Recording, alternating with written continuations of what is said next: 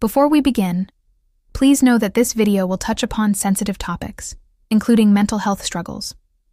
If you or someone you know is in crisis, please seek immediate help. We'll provide resources and contact information at the end of this video.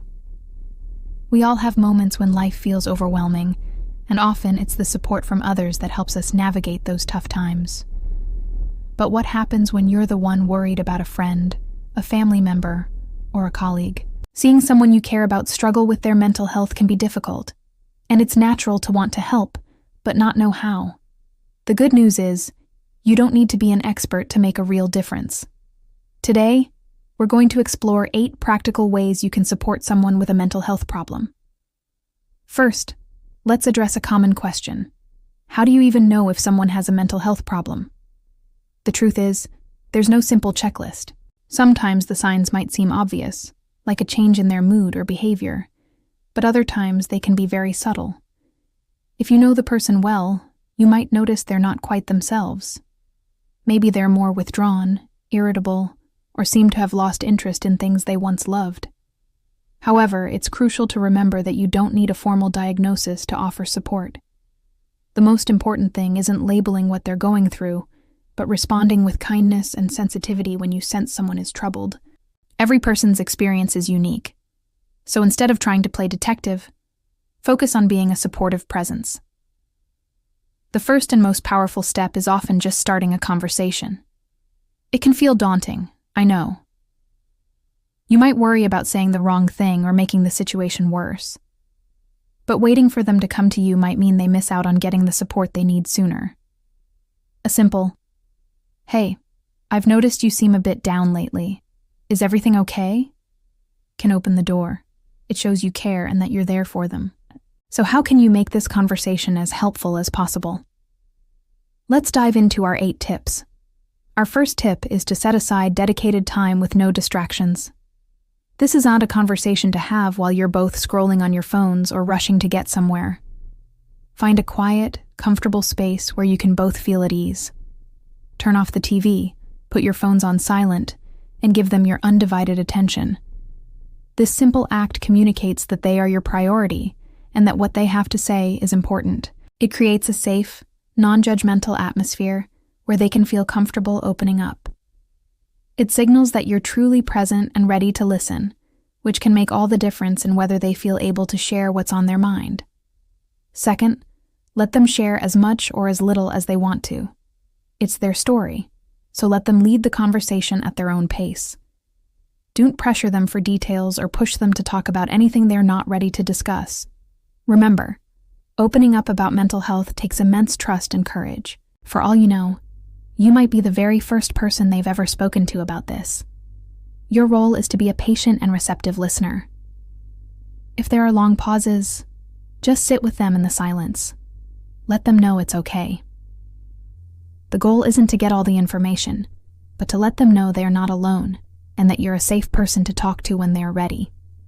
Tip number 3. Don't try to diagnose or second-guess their feelings. It's natural to want to find a solution, to connect the dots and figure out what's wrong. But unless you're a trained medical professional, it's not your place to do so. Avoid making assumptions or jumping in with phrases like, "Oh, that sounds like anxiety," or "you might be depressed." Your good intentions could inadvertently make them feel misunderstood or invalidated. Instead of offering a diagnosis, focus on their experience. Your role isn't to be their therapist, it's to be their friend, their supporter. Simply listen and validate their feelings without trying to label them. This leads us to tip number 4. Keep your questions open-ended. This is a subtle but powerful technique to encourage a more meaningful conversation. Instead of asking a yes or no question like, "Are you sad?" which can shut down the dialogue, try something more inviting. For example, you could say, "How have things been for you lately?" Or, "Why don't you tell me a bit about what's been on your mind?" These types of questions give the person space to explain their feelings in their own words, without feeling cornered or interrogated. Give them plenty of time to formulate their thoughts, and resist the urge to fill every silence. It's about creating a gentle, curious space for them to share. Tip number 5 is to talk about self-care. But do this gently. Once they've shared a bit, you can explore this topic together. You could ask something like, "Is there anything you do that helps you feel a bit better when you're overwhelmed?" Or, "Have you found any ways to de-stress that work for you?" You can also gently mention the foundations of well-being, like the positive impact of gentle exercise, a balanced diet, or trying to get enough sleep. But frame it as a collaborative discussion, not a lecture. The idea is to empower them to think about small, manageable steps they could take to care for themselves, not to give them a to-do list that might feel overwhelming. It's about exploring possibilities together. Number 6 is one of the most important. Listen carefully to what they tell you. This means more than just hearing their words. It means actively trying to understand the meaning and emotion behind them. A great way to show you're engaged is to occasionally summarize what you've heard. You could say something like, "So, it sounds like you're feeling incredibly overwhelmed at work, and that it's making it hard to sleep. Is that right?" This does two things. It confirms that you've understood them correctly, and more importantly, it shows that you respect their feelings.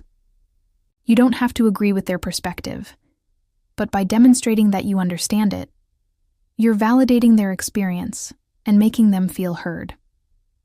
Our 7th tip is to offer help in seeking professional support. It's important to remember that as a friend or family member, you're part of their support system, not the entire system. Professional help is often a crucial component of recovery. You can gently introduce this by saying, "It sounds like you're going through a lot. Have you ever considered talking to a professional about it?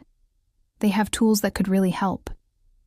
You can then offer practical support, like helping them find a therapist, offering to go with them to a doctor's appointment, or even just sitting with them while they make a phone call. The key here is to offer, not to insist.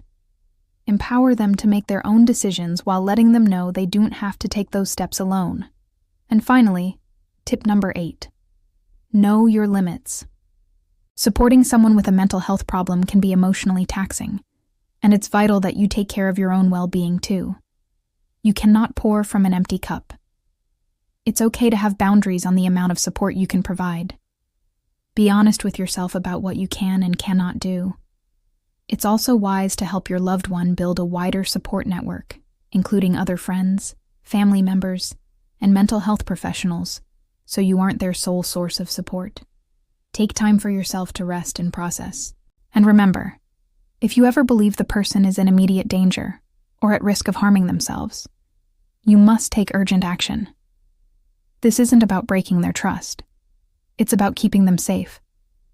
We have links and numbers below for crisis situations. Supporting someone through a mental health challenge is a journey, and your compassion and presence can make a world of difference. It's not about having all the answers, but about showing up, listening without judgment, and reminding them that they are not alone. Thank you so much for watching and for being someone who cares. If you found this video helpful, please give it a thumbs up and share it with someone who might need it. And don't forget to subscribe for more content on mental health and well-being. Take care of yourselves and each other.